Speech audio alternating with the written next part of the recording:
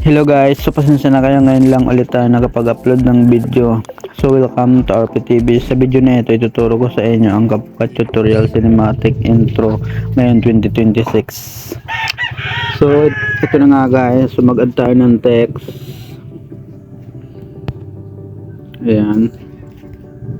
Type lang natin CapCut.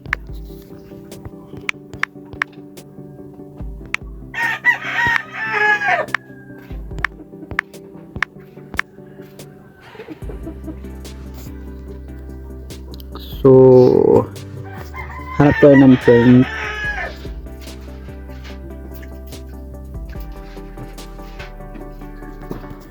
So ayan, so palakihin natin.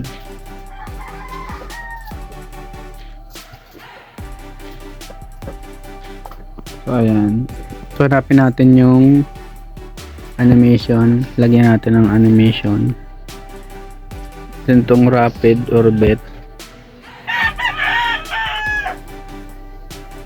So pabagalin natin para smooth.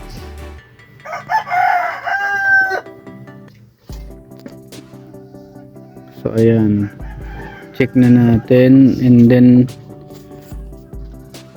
adjust natin yung ayan, export muna natin, balik tayo dito sa new video, and then library. So ayan, tap nyo lang yung napili nyo,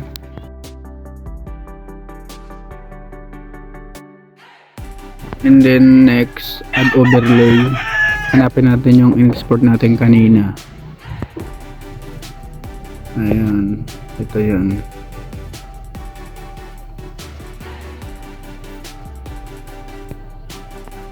So ayan siya, so sumit lang natin ng konti. So ayan, okay na yan.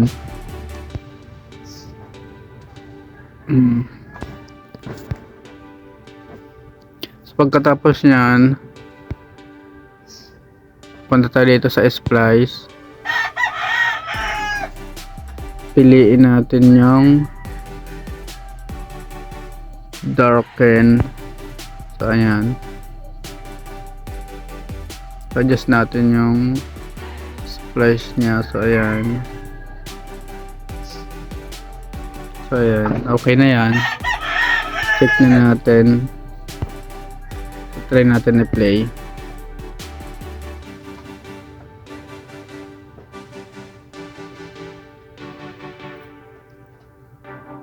So ayan, kapag may sobra naman, pantay lang natin. So ayan, so ayan yung tutorial natin guys. So sana nakuha nya, export nyo na lang. So hanggang dito na lang guys, see you next video.